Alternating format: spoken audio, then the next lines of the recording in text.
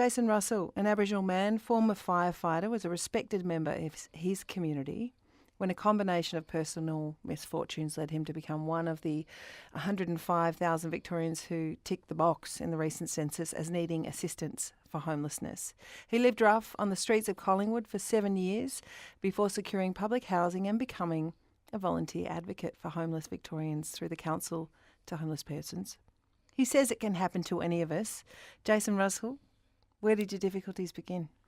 Okay, well, 10 years ago I was a firefighter with Gosford City Fire Control, and during an annual checkup I was misdiagnosed schizophrenic. I actually have bipolar and ADHD. So I started to self-medicate, being a firefighter, paramedic. I thought I could do it myself. It was fine when I was using speed, but when ice came on the scene, it sort of destroyed my life overnight. So lost my job, my beautiful home, partner, and contact with my children. You found yourself sleeping rough? Yeah, I spent over 10 years on the streets. Across New South Wales and Sydney, Victoria. Things weren't working in Sydney, so I thought, remove myself from the environment, I might have a better chance of beating this. So I came to Melbourne, looking for hope, better kind of future. Your family, leaving your family, was there a reason, thinking behind that for you? Yeah, well, I'm a saltwater man from the north coast of New South Wales, Birrabri tribe, and we were taught not to suffer in public or not to do it in front of our family. So we did a lot of silence, and when it finally got out, I just couldn't face the fact of my kids realising their father was a failure at the time. How common is that story of shame in the story of homelessness? Well, for parents, it plays a big role. I didn't want to expose my children to that sort of thing, but through their nephews or their relatives, they found out about my lifestyle. So that's when I decided to remove myself father them from a distance. You amaze me, Jason, because part of what you're doing now as a person who's come through that experience, and we'll get to that part, but part of what you're doing now is taking Australians who live in Victoria around the places where you lived or where you slept rough or where you frequented in Collingwood. So talk to us about, if not everyone will get to go on the tour. The tours are actually being run through the Council to Homeless Persons, and we'll get onto the details in a second. But if you could give me a speaking tour of where we would head to. I arrived in Melbourne about 4 years ago, and from Southern Cross I found out about Smith Street, Collingwood, and I thought, okay, I'll go there. There's a lot of homelessness providers, meals and so on and so forth, actually on the corner of Stanley and Smith, which is, ironically enough, straight across the road from where CHP is. So I met through the local homeless. They told me about Homeground. It was called back then, but now it's called Launch. So we take a walk down to Launch housing, presented there as a homeless person, and they said, we can help. It's going to take some time. And it was too late in the day to do anything, so they said come back in the morning. So my first night in Melbourne was in the car park next door to Launch housing, sleeping under a veranda. Now, my grandparents taught me, if you're lost and confused, follow the critters, because they've been here millions of years before us, and they'll probably be here million years after we're gone. And a stray dog was coming and going from this veranda. So I followed this dog under this veranda, and it was shelter from a bitter Melbourne winter. It was probably 5 degrees on the scale, but with the wind chill factor, maybe -4, but it was really cold. So I ended up following this dog who bit me twice before we became mutual friends and shared this crawl space under a veranda to get out of the weather. I went to Launch the next morning, patted the dog. He tried to bite me again, but that's besides the point. So I was in Launch housing, and they said, as we mentioned, you'll be put on this list. Well, back then it was a 10-year wait. My last checked was 20 years, over 20 years that's just a single man. Single woman, probably 15, and mother with children, 10. So Launch said there's a drop-in centre around the corner, and Anglicare St Mark's. That's a homelessness provider. They drop-in centre. We don't provide accommodation, but we try to support them while they're on the streets. They can get meals, officially prepared meals, lunch, clothing, showers, transport tickets. Even we paid for a local pharmacy to fill out their scripts.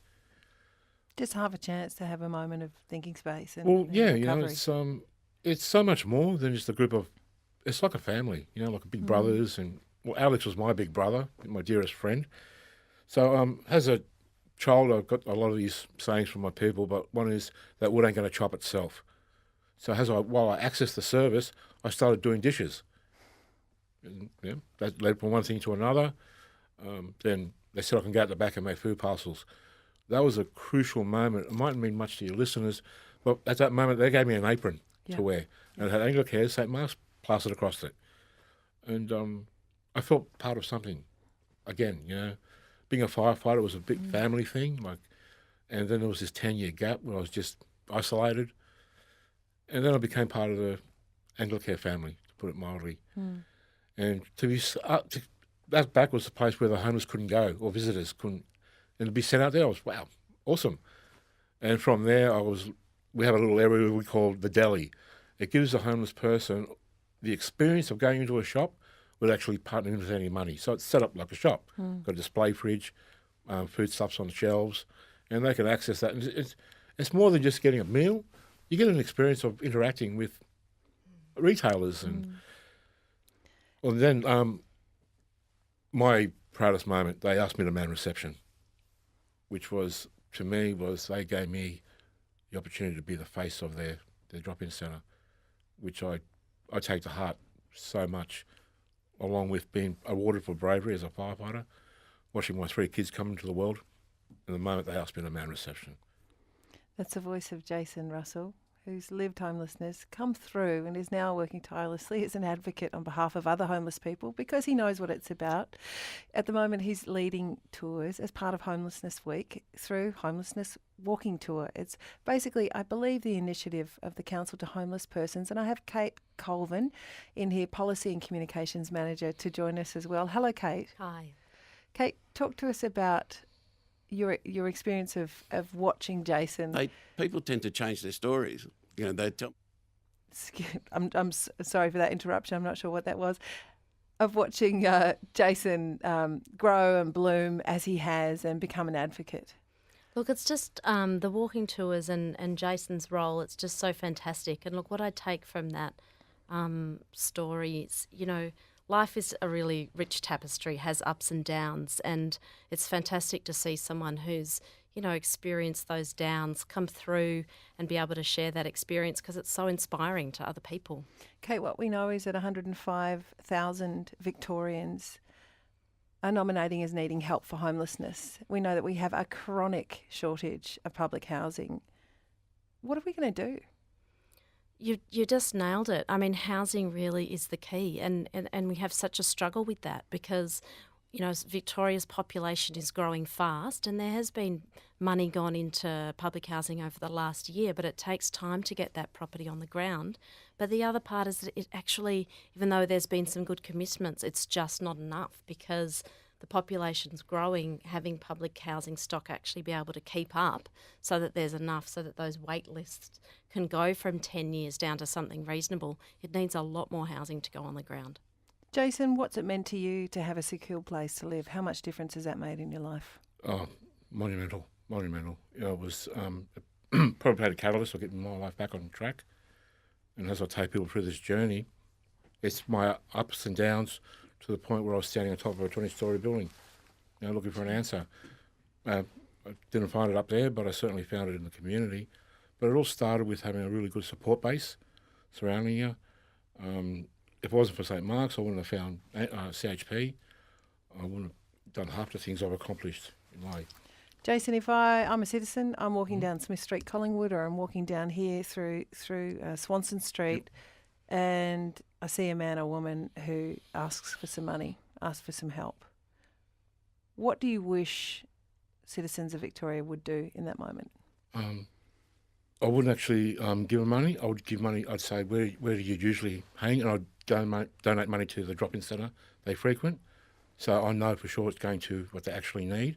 Minimum, I'd say hello. Get down to eye level, say hi, how can I help? They ask for money, say, which service do you access? And I'll make a donation to that provider. Kate, the Council to Homeless Persons launched a campaign this week which is called 100K Homes. It's calling for the creation of 100,000 public and community housing projects over the next 5 years. How can we get behind it? So if people go to endthehousingcrisis.org.au, they can sign the petition. And look, that's another way that we ask people to get involved is, make eye contact, talk to people who are homeless, but also you're a citizen, get active. So we're asking you to, sign this petition. It's talking to Scott Morrison and saying fund housing, it is the solution. Kate, we get all sorts of texts here, and we're the ABC. We represent everybody. This is your ABC. We get texts like this from Diana, who says, is Jason the gentleman who was on the TV news last night? If so, he's a snappy dresser. Well done, Jason, on your tenacity. It might well be because he is a snappy dresser. Thank you. We also get comments like this. No sympathy for a druggie. Many of us have medical issues but don't resort to drugs. I have anxiety but not drug dependent, especially with children. So there are those who say just go get a job. Response? It's tough. It's honestly tough when you distance yourself from the community or working in it. Resumes are hard. I tell people if they want to experience homelessness in a safe environment, that's cool. When you get home from work or whatever you do, you get ready for bed, you pat your pet, water your plants, you put your phone, whatever your favourite book on the bed, and then sleep on the floor next to your bed. And that's what homelessness is. It's everything that you love or need to communicate with, just out of arm's reach. And homelessness is, I wasn't some hopeless druggie. I was a decorated firefighter. I was a pillar in my community, and homelessness struck me down like a bolt of lightning.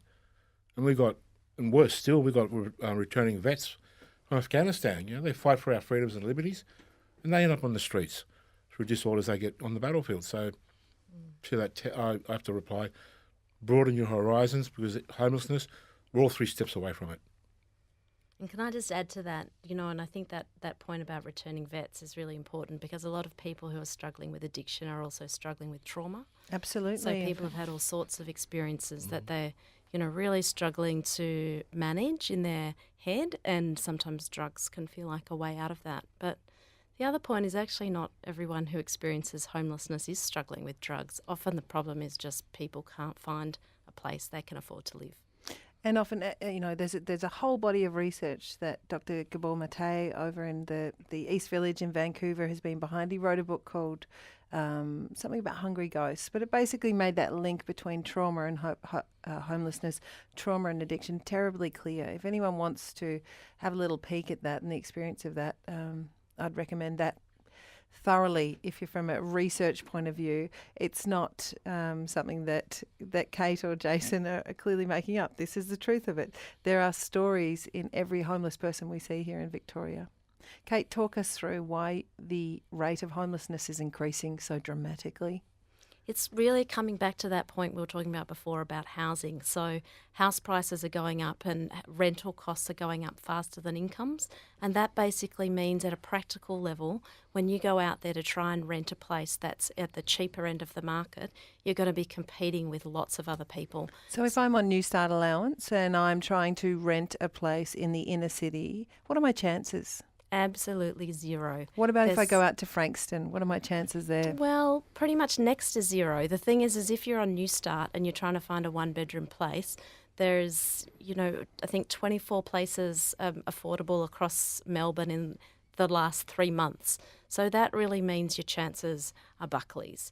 You might be able to get a share place, but even then you'll be paying $150, $200 a week out of $248 on New Start. So you're going to be really struggling. Fee's texted in. Claire, could you please pass on our thanks to Jason? What a fabulous citizen. Bravo. Thank you. Much appreciated. Jason, you take people on walking tours Yes. through Collingwood. You've got a few cranking out throughout the week. When are they taking place and who can come? Well, it's a pretty busy schedule, depending on my team leader, Cassandra. Which before I got to say this. Before I met Cassandra, I was a one word talking. You say, ask me a question, yes, no, whatever, maybe. Very hard to imagine. And I said, look, Cassandra, I'll do anything for you, being my team leader, but public speak. And she's like, okay. When the next day, Jason, you're going on this tour, I want you to speak. And so I told you I can't do it. And her advice to me was, Jason, suck it up. Do it. You know this. It's your life. And she was right. You trusted her and she was right. Yes. I've got a call that I'm going to go to. Pop your headphones on so you Okay. can hear you too. You're on Afternoons. It's ABC Radio Melbourne. 10 minutes now to 2 o'clock. And our guests are Jason Russell, who's an outstanding member of our community who lived his experience of homelessness and now uses it to teach us about what's next. Kate Colvin, also here from the Council to Homeless Persons.